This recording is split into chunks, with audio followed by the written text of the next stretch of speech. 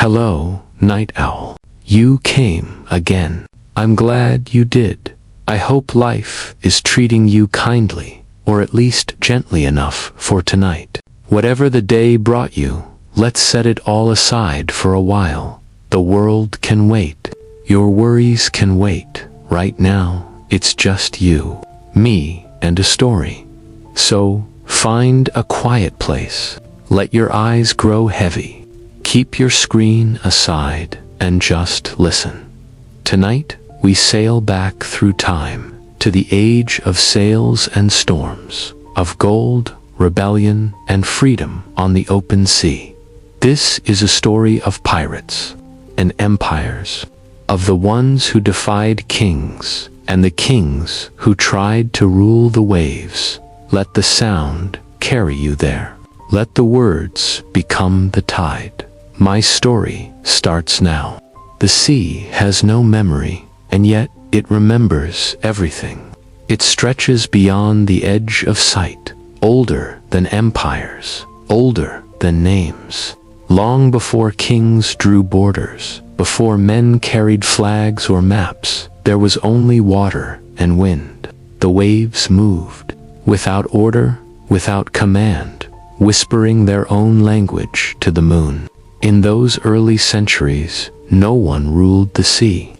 It was a place of mystery and mercy, of storms that rose without warning and horizons that promised wonder. Sailors feared it and loved it, often at the same time. They would whisper prayers to invisible gods and throw coins into the deep, hoping the sea might spare them another day. But men, as they always do, began to dream of possession. What could not be tamed by hands, they tried to claim with ink. Maps were drawn, lines carved across parchment, as if the ocean could be divided like land. One empire rose, then another, and another still.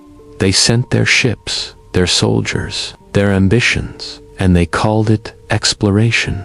At first the seas carried only whispers of trade, spices from the east, silk from China, gold from Africa. But the cargo changed. The ships grew larger, the holds filled with silver, rum, and human lives. The sea became a road for kings, and soon the road needed guarding.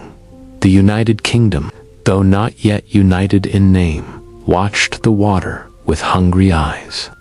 England, the island that had once feared invasion, now looked outward. Her merchants sailed with parchment and permission from the crown, trading in faraway ports where the sun burned hotter and the rules blurred. For those who sailed under the flag of the king, the promise was wealth.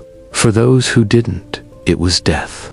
But not everyone obeyed the flag. Some tore it down, raised their own, and vanished into the horizon. It began quietly, a few stolen ships, a handful of desperate sailors, men who had been soldiers in wars that no longer mattered, who had been promised gold and given hunger instead. When peace came, it did not come for them. The admirals forgot their names, and the ports closed their doors. So they took what they could and went back to the sea. Out there, no crown demanded loyalty. Out there, the wind made the only law that mattered. They became pirates, though most never used the word. To them, it was survival. At the same time, the United Kingdom was changing. England's merchants were building empires of trade. The East India Company ruled half a world in the king's name, its ships carrying fortunes in their hulls. The Royal Navy, proud and growing, began to see itself as guardian of civilization and judge of those who defied it. But piracy grew faster than law. In every corner of the ocean they appeared, in the Caribbean, off the coasts of Africa, through the narrow gates of the Indian Ocean. They lived on stolen ships, built hidden harbors, and shared everything they took. In a world ruled by kings, They made their own republics, brief, fragile, and free. The British Crown called them criminals, but for many common sailors, they were heroes. Pirates shared food when the Navy starved its men. Pirates voted when kings ruled without consent. They lived without masters. They were, in their rough and violent way, the freest people alive. Still, freedom is a dangerous thing, and empires do not forgive what they cannot control. The British government, watching its gold vanish into unmarked coves, began to send hunters' warships with orders to bring back heads. Governors offered pardons, then bounties. A man could earn a small fortune just by betraying his former crew. The sea that once belonged to no one now became a battlefield. On one side stood the world's most powerful navy, disciplined, organized, and sanctioned by the crown. On the other, the scattered fleets of outlaws, men and women who trusted no law but their own courage. The war for the seas had begun. It was not a war declared with drums or trumpets, but with whispers and cannon smoke. A war of ideals as much as power. The empire's order against the ocean's chaos. The sea, as always, remained indifferent. It swallowed both equally. The 17th century was a restless time. The air itself seemed to hum with ambition. Nations rose and fell like the tides, and the seas became the measure of their power. Whoever ruled the oceans ruled the future. England was an island, small, gray, and wind-worn, but its people had learned to build ships that could go anywhere. From quiet shipyards along the Thames to busy harbors in Bristol and Portsmouth, the skeletons of great vessels grew from timber and tar. Each plank carried a dream, each sail a prayer. The crown looked upon these ships and saw not wood or rope, but empire. The ocean was no longer a border, it was a bridge. Beyond it lay gold, spices, and lands waiting to be claimed. And so the island that had once feared the sea now began to conquer it. At first, they called it trade. Merchants with royal charters sailed to India, Africa, and the Caribbean. They exchanged goods, signed treaties, and planted flags. But beneath the polite words of commerce was a hunger no treaty could contain. The sea became a theater of greed, silent, endless, and glimmering with promise. In London, the merchants grew rich. In Parliament, the talk was of profit and glory. But the sailors who made it all possible lived in a different world. Their world was wooden decks, slick with salt and blood, cramped bunks, and endless storms. They fought the sea as much as they served it. Life aboard a merchant ship or a naval vessel was hard and often cruel. The captain's word was law. Punishments were swift and public. A sailor could be whipped for speaking out of turn or for falling asleep on watch.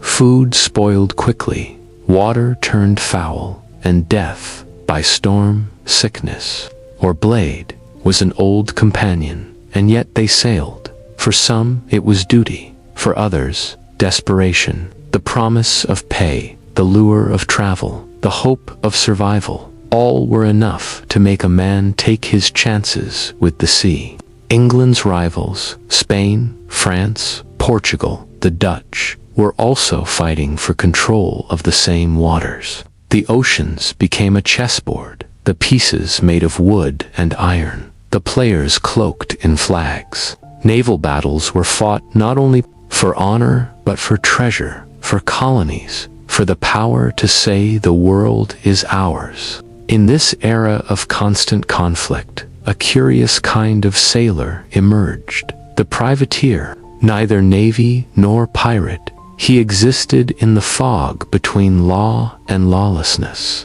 The crown would issue a piece of paper, a letter of marque granting permission to attack enemy ships and keep part of the loot. It was piracy, made respectable. Privateers became the empire's shadows, plundering in the king's name while pretending to serve the law. Some were celebrated as heroes. Others crossed the line and became outright pirates. But in truth, there was little difference between the two. Only the target changed. When war ended, as wars sometimes did, the letters of marque were taken back. The same men who had been heroes became criminals overnight. The king no longer needed them. The admirals forgot their names, and so many turned their guns toward the very nations they once served. Their ships, once royal, now flew the black flag. What had been legal became outlawed. What had been blessed became cursed. The British Empire called this betrayal. The pirates called it freedom. As England's power spread, so did resentment. The colonies, especially in the Caribbean, became a nest of discontent. The governors drank fine rum in their mansions, while sailors starved in the docks. Gold passed from hand to hand, but most hands remained empty. It was in those restless waters, between the riches of the empire and the hunger of the people, that the pirate age was born. The British crown saw the Caribbean as its jewel. The pirates saw it as home. Nassau, Port Royal, Tortuga, names that still echo through time, became havens for outlaws, freebooters, and dreamers who had nothing left to lose. The war between pirates and the United Kingdom was not declared with documents or treaties. It began with hunger, with broken promises, with the creak of stolen ships vanishing into fog. The empire wanted control. The pirates wanted none of it. And so the sea became the space between two worlds, the world of order and the world of freedom. Neither would yield easily. They called them sailors, but that word was too small. They were wanderers, drifters, the beaten and the brave, the kind of men who vanished into the sea and came back changed, or not at all. A sailor's life was a life of surrender. Once you stepped onto a ship, the world behind you disappeared. The sea didn't care about names or birthplaces. It only asked that you endure. The sun burned by day, the cold bit by night, and every creak of the hull whispered a reminder: you were not meant to live here. The British Navy promised honor. The merchant fleets promised pay, but both offered hardship. Sailors were often tricked or forced into service, pressed into duty by officers who roamed the taverns and streets.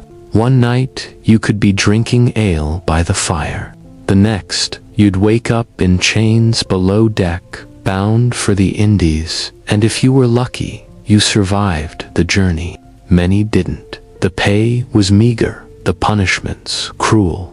The captain's word was absolute, his temper unpredictable. For the smallest of offenses, a missing ration, a spilled drink, a man might be flogged or tied to the mast for hours under the burning sun. Some captains treated their crews like beasts. Others were worse. But at sea, even cruelty became routine. The ocean was both captor and companion. It offered no escape, but it also asked for none. Men learned to live with it, to breathe salt, to dream of land, to forget that peace existed. When war came, there was no shortage of sailors. The Navy took anyone who could stand. The flags of England flew across the Atlantic and beyond.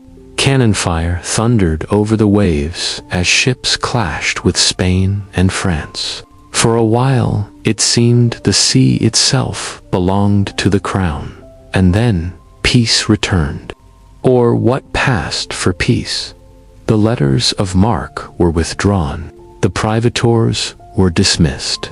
The men who had risked everything for the king were sent home with empty pockets. There were no pensions, no gratitude, only silence. The taverns filled with the voices of the forgotten.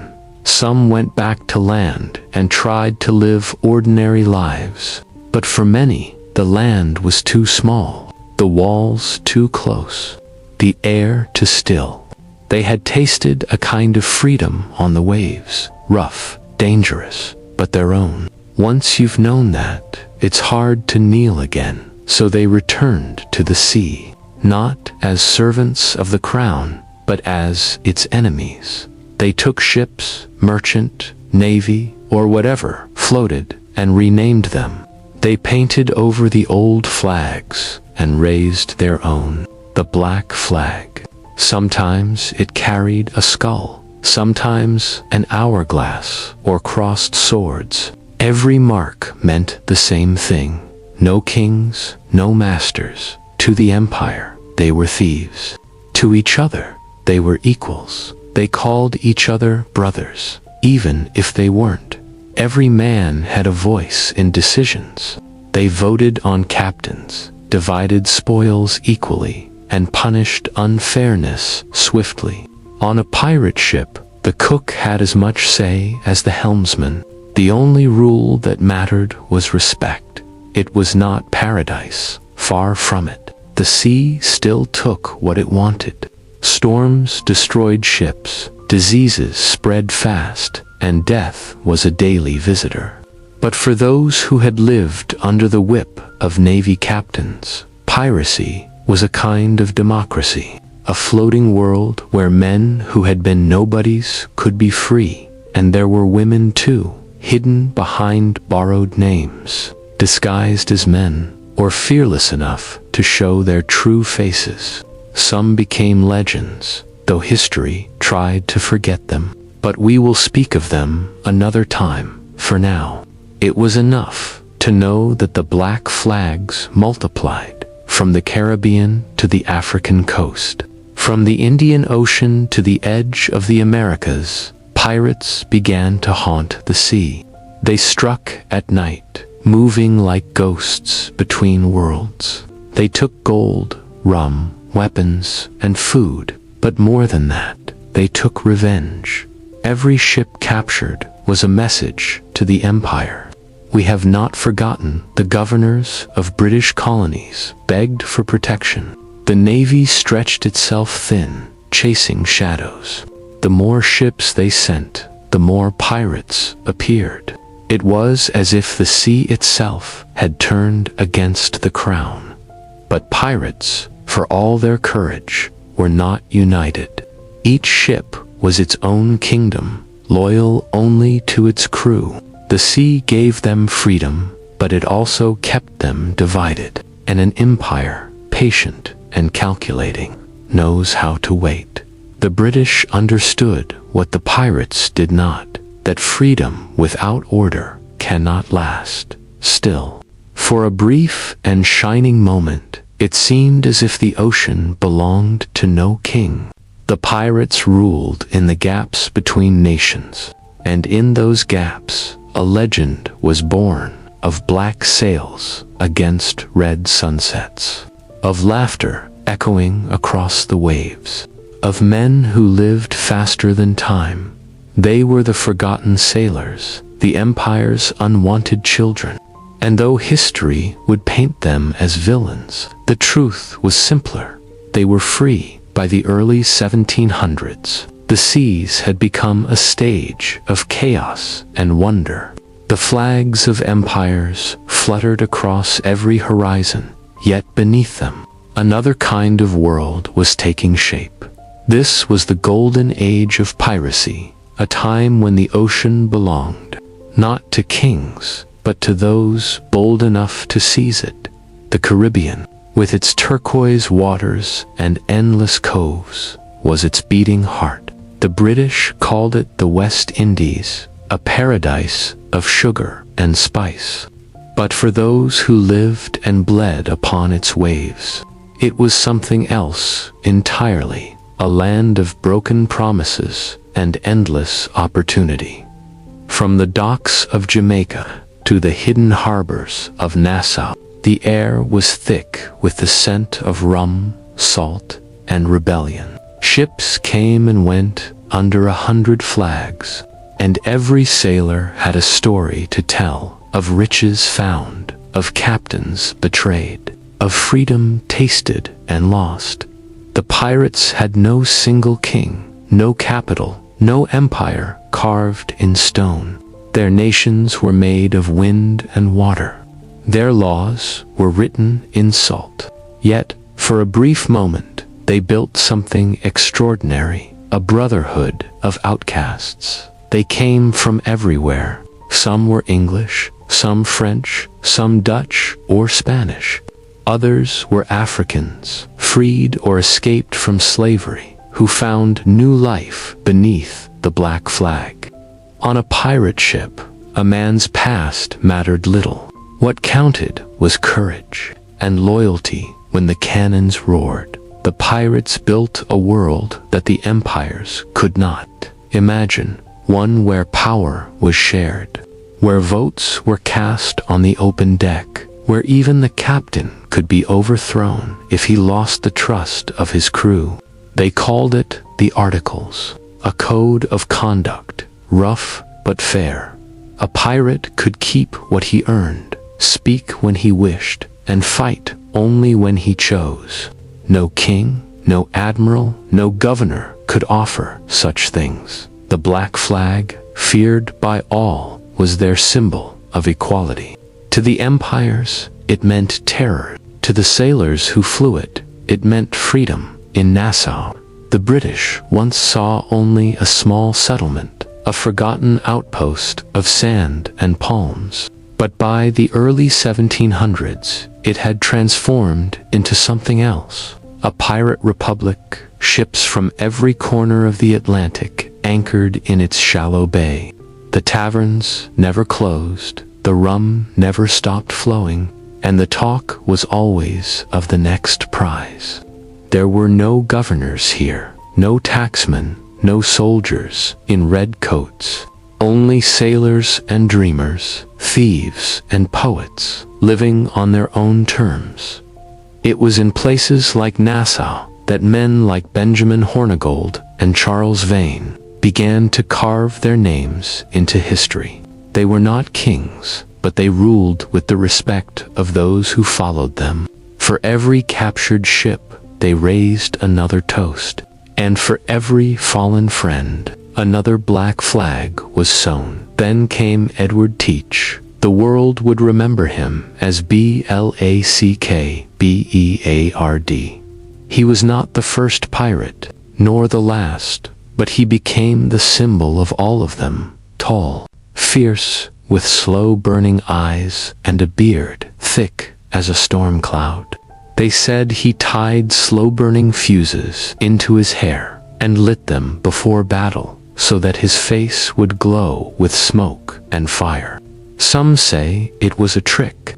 Others believed it was madness. But all agreed that when Blackbeard's ship appeared on the horizon, even the bravest hearts faltered. His flagship, the Queen Anne's Revenge, carried 40 cannons. She was a floating fortress, a storm wrapped in sails. With her, Blackbeard struck fear into the Caribbean and along the American coast. He blockaded ports, captured royal vessels, and held entire towns hostage. Yet, in his rare moments of calm, he was said to be polite, even charming. He ruled not through cruelty, but through legend. But the empire was watching. The governors in Jamaica, Virginia, and London had grown tired of the black flags. The trade routes that made the empire rich were bleeding gold into pirate hands. Merchants demanded protection. Admirals demanded action. The war that had simmered quietly now began to burn. The Royal Navy sent its fastest ships and its hardest men to hunt the pirates down. But the sea was wide, and the pirates were clever. They struck quickly, vanished into hidden bays, and reappeared where least expected. For years, the struggle raged, not just in cannon fire, but in stories, in fear, in whispers passed from port to port. Yet even among pirates, there was change. Some grew rich and retired. Others turned on one another. The codes that once held them together began to splinter.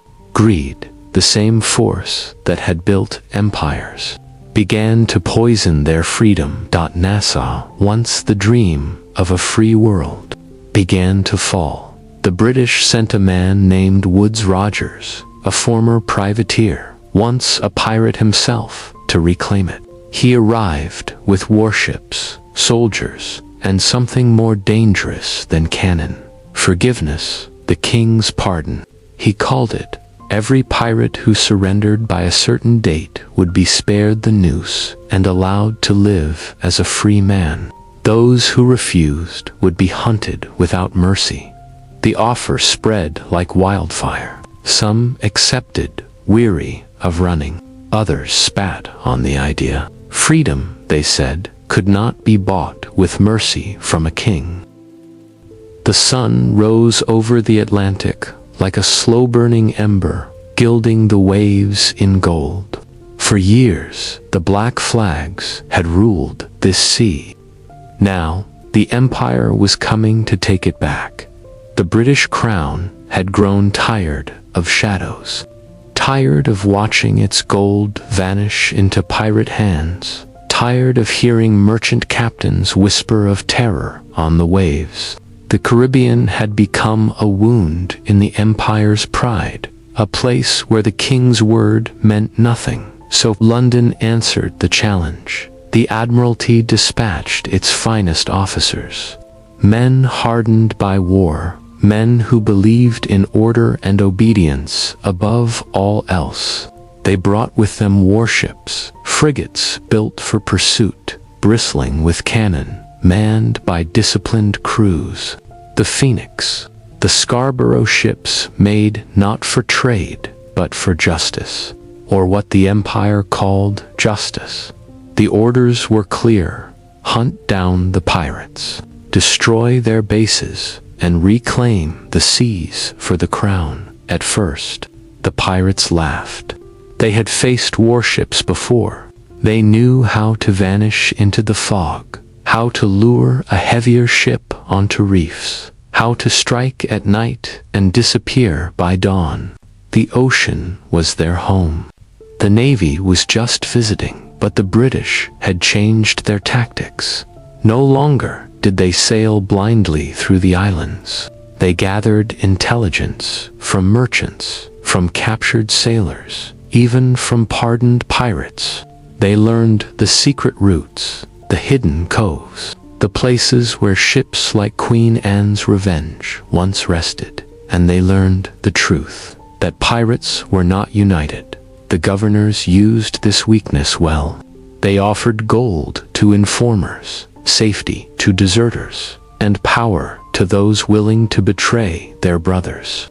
One by one, the great names began to fall. Charles Vane, the fierce and reckless, was betrayed by his own men, captured and hanged in Port Royal, his body left to rot as a warning. Calico Jack Rackham, once known for his bright silks and clever escapes, was taken in Jamaica, his crew too drunk to fight. His flag, the Jolly Roger with crossed swords, was torn down by British hands. Even Edward Teach, Blackbeard himself, met his end in a storm of smoke and fire in 1718.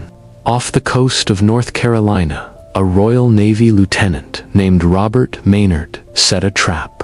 He let Blackbeard come to him. The battle was brutal. Muskets cracked, swords flashed, and the sea turned red with blood. When it was over, Blackbeard had been shot 5 times and cut more than 20. Still, they said, he fought until his last breath. Maynard severed his head and hung it from his ship's bow, a grim trophy to show the Empire's return. The legend ended, but the fear remained.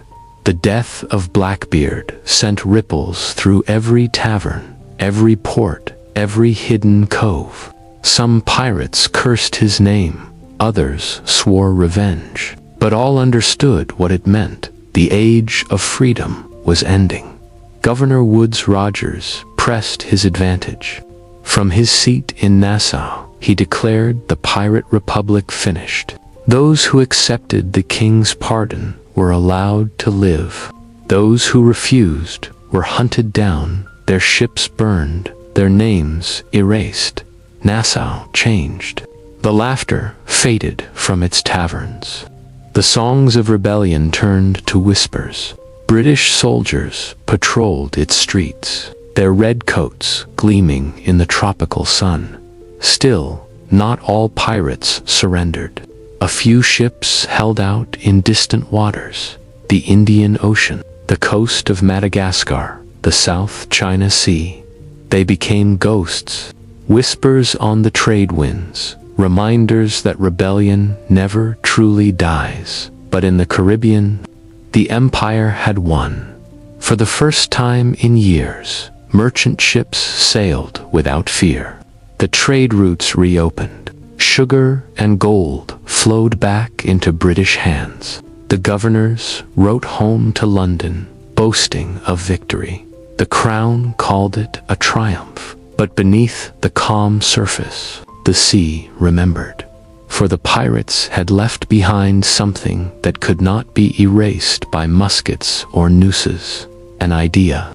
The idea that men could live free, without kings or masters. That the ocean could belong to those who dared.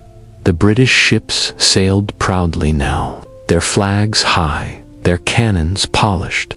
Yet every time they passed a deserted island or a stretch of empty blue water, there was a feeling that lingered, that somewhere, beyond sight, a black sail might still rise. And sometimes, sailors swore they saw it, a dark shape in the mist, a ship with no flag, vanishing before the dawn. Perhaps it was only a story. Perhaps it was only the sea, whispering to itself.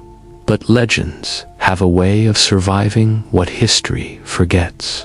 The pirates were gone, yet their ghost, their dream of freedom, still sailed on the wind. The sea fell quiet. After years of chaos and cannon fire, the Caribbean slept under a sky too bright for ghosts. The black flags had been torn down, the taverns emptied, and the laughter that once echoed across Nassau was gone. What remained was the silence, vast, endless, and heavy with the memory of what had been. The British Empire called it peace. But to those who lived by the sea, it felt more like a funeral. The pirates were dead, but their shadows lingered. In every port, there were whispers of ships that vanished without trace, of captains who swore they saw lights moving far out at night, lights that shouldn't have been there. Some said it was the wind playing tricks. Others said the pirates had never truly gone. In truth, the world had changed. The empires had learned their lesson. The seas were not lawless, not anymore. The British crown moved swiftly, sealing the cracks where freedom once thrived. Naval bases were built across the Caribbean, in Jamaica, Antigua, and Barbados. Forts rose from the sands. Cannon batteries faced the harbors that once sheltered pirates. The governors no longer feared rebellion. They commanded fleets, and those fleets answered not to fortune, but to London. The Royal Navy had become more than a force. It was the empire's spine. Every colony, every trade route, every distant shore now depended on it. Ships no longer sailed for adventure, but for profit and power. The age of pirates had ended, and the age of empire had begun. But empires, like men, often inherit the habits of those they destroy.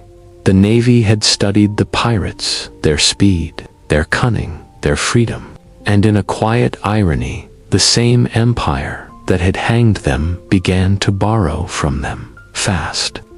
Light ships replaced the lumbering giants of war. Crews were trained to think like hunters, not soldiers. Captains learned to rely on instinct as much as discipline.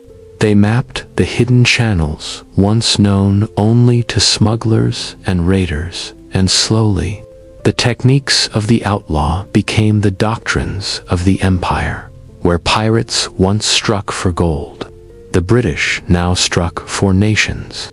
Their ships crossed the Atlantic, rounded the Cape, reached India, and pushed into the Pacific. Every horizon became a new prize. The sea that had once belonged to outlaws now belonged to kings. But even in their triumph, there was a restlessness, an unease that no victory could quiet. The sailors of the Royal Navy were not so different from those who came before them. They too lived under harsh discipline. They too faced the whip, the hunger, the endless horizon. They too felt that silent ache, the call of the unknown. For all the empire's power, the sea remained untamed. Storms still claimed ships. Sickness still spread through the decks. Whole fleets vanished in sudden tempests, swallowed without witness or reason. The ocean gave riches, and then it took them back, and beneath the calm surface, the world was shifting again. New nations were rising. New captains were setting sail. Explorers, merchants, mercenaries. The British Empire might have ruled the seas, but it did not own the future. The age of black flags was over, but in its wake, another kind of darkness was taking shape, quieter, colder, and far more patient. Empires now fought for control, and control, as the sea would soon remind them, is an illusion. Asterisk. The ocean remembers. Empires rise and fall above its surface. But beneath, in that endless blue silence, nothing is forgotten. The bones of ships rest there, buried in sand and coral, their names long worn away. Some belonged to pirates, others to kings, but in the deep, they are all the same. By the mid-1700s, the British Empire had become the master of the seas. Its ships sailed from one end of the world to the other, their white sails bright against the horizon. From the docks of London to the harbors of Bombay, from the Caribbean to the coasts of Africa, the empire's shadow stretched far and wide. But power has its ghosts. The sailors who filled those ships were not noblemen or lords.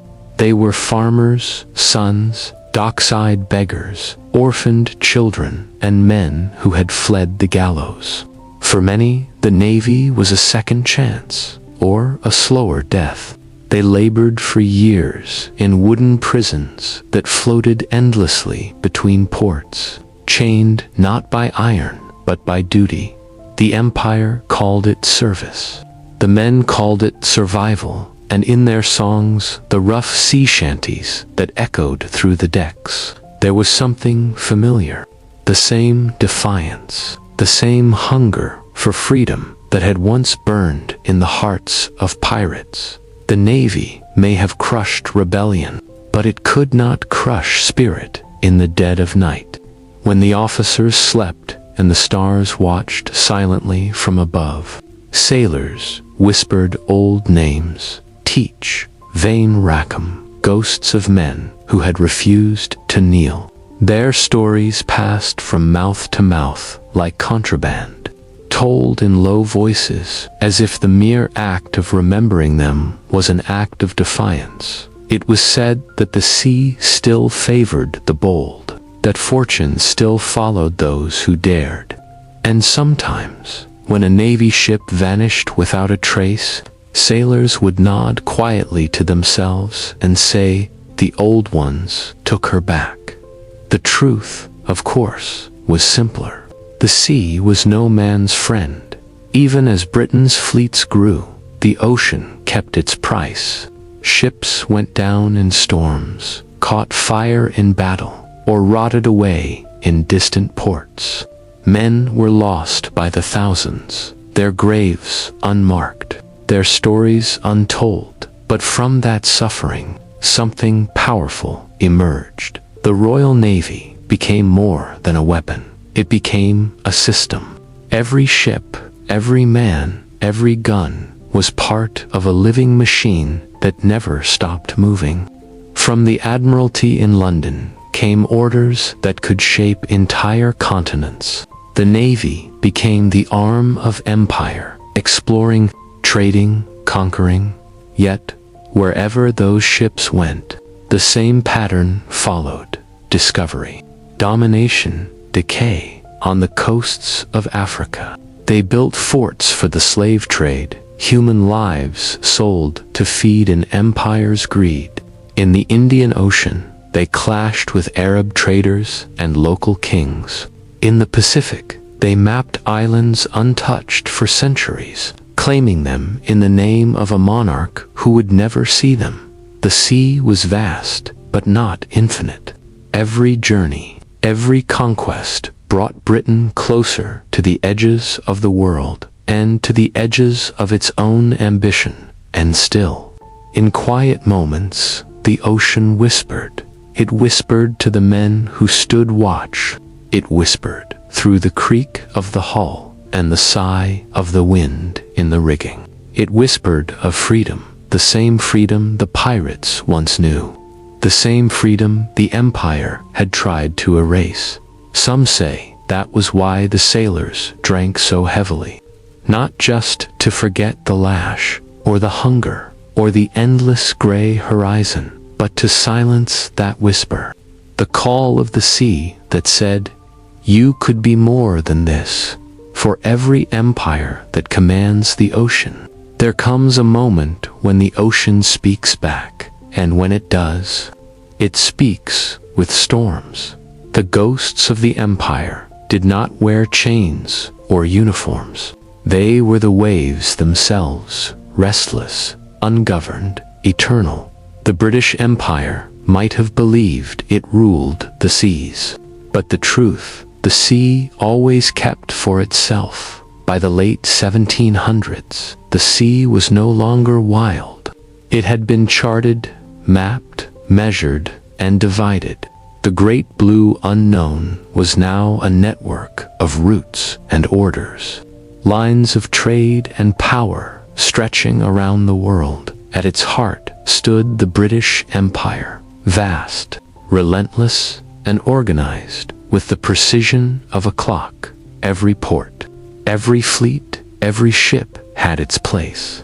From the icy waters of the North Atlantic to the burning heat of the Indian Ocean, the Royal Navy moved like a single living creature. Its ships were the veins of an empire that fed on distance, carrying not only soldiers and cannons, but the idea of control. This was the empire's greatest creation, a machine built from salt, wood, and will. The British ships were no longer the clumsy vessels of old wars. They were masterpieces of design, fast, balanced, deadly. Their sails could catch the slightest breath of wind. Their cannons could tear a ship apart in minutes, and their crews were trained to fight as one. Each man another gear in the vast machine of empire. The discipline was brutal, but it worked. The lash kept order, fear kept silence, and glory, the promise of it, kept men from despair. From these decks, Britain ruled a quarter of the world. the Navy became the empire's hand, its eyes and its heart. It carried explorers to the poles, traders to Asia, settlers to Australia, and soldiers to every shore in between.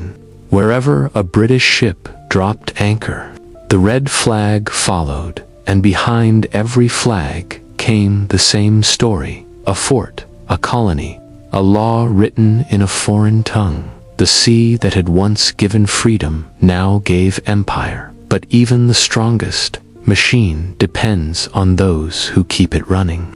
The sailors, the nameless thousands, were the true foundation. They slept in cramped hammocks, ate hard bread and salted meat, and worked until their hands bled.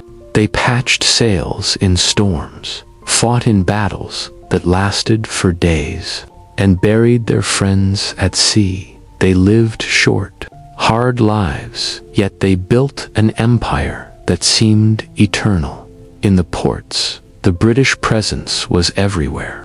In the Caribbean, sugar flowed into London like liquid gold. In India, spices and silk. In Africa, ivory and slaves. The Navy guarded it all, not just with guns, but with the weight of reputation. No one dared challenge the British at sea. Even the mighty fleets of France and Spain hesitated. The empire had turned the lessons of piracy into a science. Strike first, strike fast, and show no mercy to the world. Britain's navy was invincible, but inside that machine, cracks were forming. Whispers began to rise among the sailors of endless service, of hunger, of cruelty. Press gangs still prowled the streets of London, seizing men by force to fill the ships. Desertion was punished by death, and while the admirals dined in comfort, the crews endured storms and loneliness that no metal could heal. The empire demanded obedience, not loyalty, and slowly, the spirit that had once made the Navy strong, the courage, the daring, the spark of freedom began to fade. The machine could conquer the sea, but it could not conquer the human heart. Beyond the maps and the orders, the ocean still moved to its own rhythm. Storms rose without warning. Ships vanished into fog and never returned. Whole fleets disappeared, leaving only splinters on distant shores. The sea reminded them, again and again, that it could not be owned. And somewhere in that silence, between the lash and the wind, between the glory and the fear, men began to dream again of a different kind of life, one without masters. They didn't call themselves pirates. They were smugglers, deserters, wanderers, but the same fire that once burned under black sails still glowed in their hearts. The machine of the empire was powerful, yes, but every machine carries the memory of the chaos it was built to replace, and chaos, like the sea, always finds its way back. Every empire believes it will last forever, that its laws will outlive storms, that its ships will never sink, that its name will echo longer than the sound of the sea. But history has a different rhythm. By the late 1700s, the world beneath the British flag was beginning to tremble. The empire was vast, but its roots were deep in shifting sand. Every colony, every island, every port held its own story, and not all of them were loyal ones. The age of conquest had given way to the age of consequence. Across the Atlantic, the American colonies grew restless. They had learned much from the empire: how to trade, how to fight, and most importantly, how to think. The same ships that carried British power also carried British ideas: liberty, representation, justice. And those ideas, once planted, began to bloom in dangerous ways in 1775. The first shots of rebellion echoed across the New World. The American Revolution had begun. The colonies that Britain had once called children now turned their cannons on the empire itself. The Royal Navy, that mighty machine, suddenly found itself stretched thin, fighting not distant rivals, but its own blood.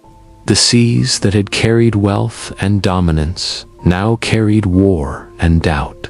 For the first time in a century, the empire's grip began to slip. The ocean that had been the empire's pride became its battlefield once more. French ships joined the fight against Britain. Spanish fleets harassed its trade, and privateers, men not unlike the pirates of old, preyed upon its vessels. The navy, though still powerful, could not be everywhere at once, and in that chaos, the ghosts returned, not the men themselves, but their spirit. Freedom, rebellion, the refusal to bow, the very same fire the empire had tried to extinguish now burned in the hearts of its former subjects. That the irony was cruel and poetic. The empire that had destroyed the pirates had created nations that fought like them. The United States was born from rebellion, carried on ships that once sailed under British command. Its captains were not kings or nobles, but men who understood the sea, men who fought for the right to steer their own course, and across the world, others watched in the Caribbean. Whispers rose again of independence, of self. In India, merchants and soldiers alike began to question the cost of British control. Even within Britain itself, sailors mutinied for better pay and fair treatment. The machine of the empire began to groan under its own weight. Still, it did not fall. The Royal Navy endured, battered, but unbroken. Its discipline, its structure, its cold efficiency kept the empire afloat through war after war. But it was changing. The world was changing. Steam was coming. A new power that would strip the romance from the sea and replace it with iron and smoke. The age of sails was ending, and with it, something older was dying too. The wildness that had once lived in every wave. The sea, once full of legends and outlaws, was becoming an industry. The pirates were gone. The explorers were gone. The sailors became workers, and the ocean became a machine. Yet even as the empire marched into modernity, it could never quite silence the whisper of rebellion that the sea carried, because the ocean, vast and eternal, has no loyalty. It listens, it watches, it waits. And though empires may rise upon it, and wars may scar it, the sea always remembers the ones who defied it, the ones who dared to live free. The shadows of revolution passed, but they left a mark that no tide could wash away. The British Empire would survive for another century. It would conquer more, claim more, rule more. But somewhere deep below the surface, the same pulse still beat the same rhythm that once guided the black sails of forgotten men. The pirates were gone, but their spirit had simply changed its name. The wind no longer ruled the sea for centuries. Sails had carried men across the world, white wings against blue skies, guided by stars and faith. But now, in the 1800s, a new sound began to echo across the oceans. It was deep, metallic, and endless, the heartbeat of machines. The age of steam had arrived. Where once ships waited helplessly for wind, they now carried fire in their bellies. Coal-fed furnaces roared below deck, driving great pistons that turned iron propellers.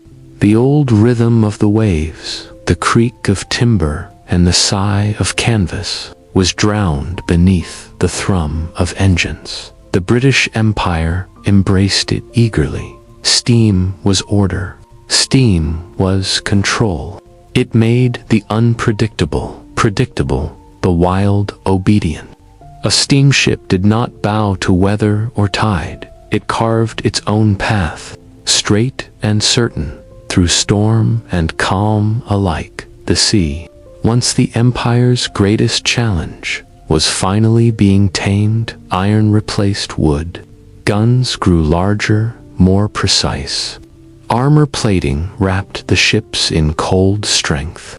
The navy that had once been a collection of wooden vessels now transformed into something almost unrecognizable. A fleet of black iron giants. They were faster, heavier, unstoppable. The world's oceans became highways of empire. Trade moved faster, colonies grew richer, and Britain's reach extended farther than ever before. Its ships, powered by the same coal that darkened its skies at home, carried both progress and domination to every corner of the globe.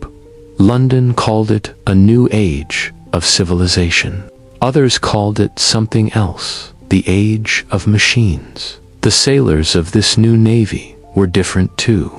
No longer children of wind and salt. They were engineers, stokers, and machinists. They spoke in the language of pressure, revolutions, and steam gauges. The romance of the sea, the poetry of sails and stars, faded into soot and noise. And yet, in the quiet moments between shifts, when the furnaces dimmed and the metal cooled, they still felt it, that ancient pulse beneath the hull, the same rhythm that had guided their forefathers. The ocean, patient and eternal, still waited.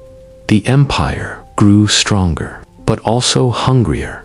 Steamships could travel farther than ever before, and so Britain reached farther. The navy became not just a symbol of defense, but of dominance, a weapon to enforce the empire's will. When nations resisted, the ships came. Their cannons spoke first, and treaties followed after. The phrase, "Rule Britannia," was no longer just a song. It was an instruction. From the Caribbean to China, from Africa to Australia, the empire's shadow lengthened. The British flag flew in places the old pirates could never have dreamed of. The oceans had become corridors of empire, disciplined, charted, controlled. But power, once gained, demands more power. The engines grew louder. The guns grew larger. Every advance made the world feel smaller, and every conquest demanded the next dot. And in this endless pursuit, something was lost. It was no longer a mystery to explore, but a path to cross. The sailors no longer listened to the whispers of the waves. They listened to the orders of their captains, and to the hiss of the machines. The pirates had once fought against kings to claim their own freedom. Now, the empire's sailors fought to protect a machine that no longer remembered their names. It was progress, yes, but progress always comes with a cost. The black ships of the Iron Empire cast long shadows across the waters, and across the hearts of those who served within them. And though no one spoke it aloud, some sailors began to dream again of the wind of the days when the sea still chose its own course, when a man's fate belonged not to the gears of a machine, but to the waves beneath him. The empire had conquered the sea, but in conquering it, it had lost something deeper, something the pirates had once known. The sea was no longer free, and neither were they. Empires do not die in a single moment. They fade, quietly, slowly, like sunlight on the horizon. By the late 1800s, The British Empire stood at its greatest height. Its ships patrolled every ocean, its flags marked every map, and its wealth poured in from lands thousands of miles away. But beneath the glory, the cracks had already begun to spread. The same sea that had lifted Britain to power began to whisper of change across the world. Other nations were rising, the United States, Germany, Japan, each building their own iron fleets, each hungry for their own piece of the horizon. The British Empire had once been alone upon the waves. Now, it faced mirrors of itself, rivals forged in its own image, and with them came the same dream: control of the sea. The oceans that had once belonged to Britain alone became battlegrounds of ambition. Trade routes grew crowded, ports became contested, and tension began to hum beneath every tide. The Royal Navy, still the largest, now faced a truth it had long ignored. Even the greatest fleet cannot rule forever. At home, the cost of empire grew heavier. The factories that fueled its ships darkened its skies. The colonies that once seemed distant now demanded voices of their own. And the sailors, those nameless thousands who manned the ships of empire, began to feel the weight of exhaustion. Generations serving a crown that promised glory but gave only duty. The world was changing faster than any admiral could command.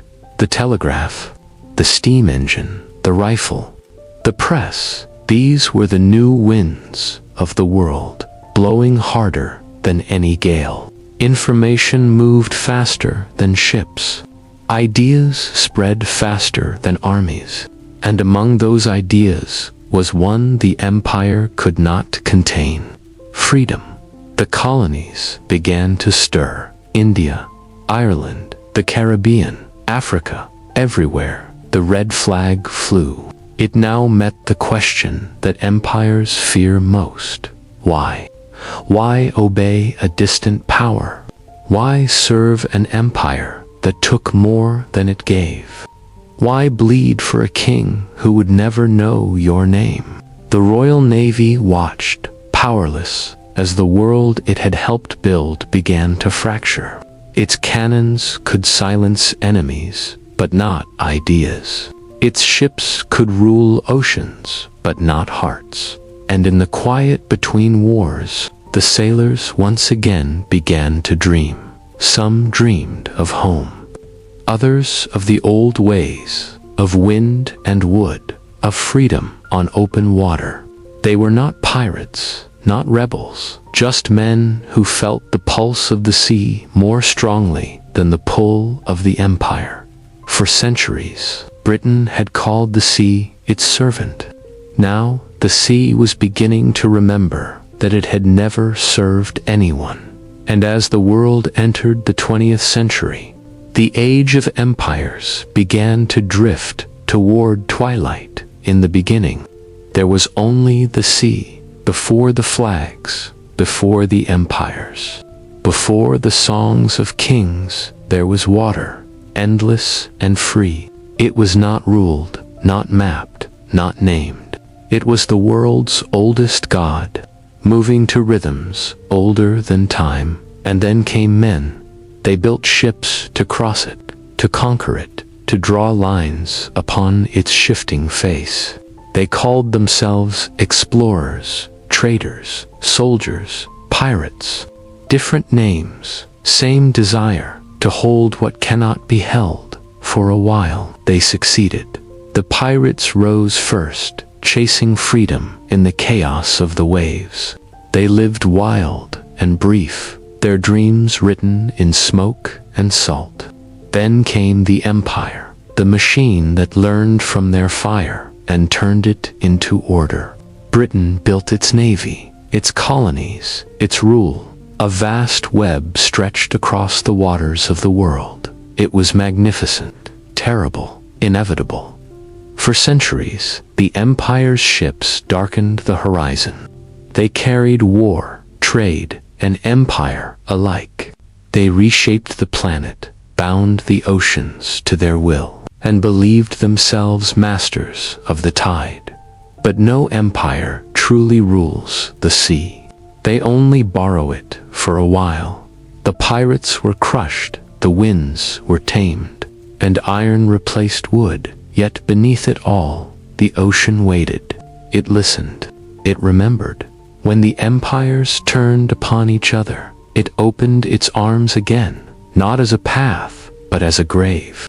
In the wars of the 20th century, ships sank by the hundreds. Battles raged beneath gray skies, where once pirates had sung. The sea swallowed them all, admirals and outlaws, kings and deckhands alike. And when the smoke cleared, the empire that had ruled a quarter of the earth was gone. Its ports fell silent, its flags lowered. The Iron Fleet rusted in forgotten harbors. The maps, once drawn in red, faded back to blue. The sea had taken back its crown. Now, only the echoes remain, the whispers of wind through empty masts, the cry of gulls above the ruins of old ports, the slow churn of waves against the hulls of ships that no longer sail. The empire is history. The pirates are legend. But the sea endures. It remembers the laughter of the outlaws, the commands of the captains, the prayers of the dying. It remembers the first wooden rafts and the last iron dreadnoughts. It remembers every name ever spoken upon its waters, and every one that was lost beneath them. For the sea keeps its own history, not written in books or carved in stone, but carried in its tides, in the rhythm of the waves that never end. And perhaps, somewhere out there, beneath the endless horizon, the spirits of those who defied the empire still drift, not as ghosts, not as curses, but as stories, stories that return with the tide, stories that belong to no one and to everyone, because in the end, all who go to sea seek the same thing, not gold, not power, not glory, but freedom.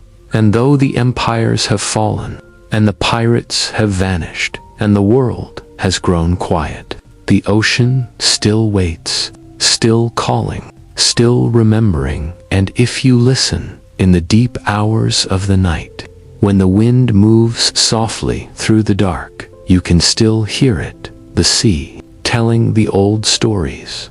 Again, so now the story fades, like the tide pulling back into the dark. The sails are gone, the cannons are silent. The sea, once roaring with empire and rebellion, rests in quiet peace beneath the stars. The pirates have vanished into legend. The empires have turned to dust. And the ocean, the patient, endless ocean, still whispers the same old song. Maybe, if you close your eyes, you can still see it. The silver moonlight on the waves, the creak of the ship, the laughter of men who chased freedom until the very end. I hope you are sleeping now, drifting slowly into that same vast sea, where the waves carry your thoughts far away to the islands of dreams, where the pirates still sail, and the world is soft and endless once more. It's all right if your eyes are heavy. I'm sleepy too. Let's put our screens aside now and listen to the sea instead. Its rhythm, its calm, its endless heartbeat. Let it carry you away to somewhere quiet, somewhere free. Good night, my friend, till we meet again, beneath the waves of another story.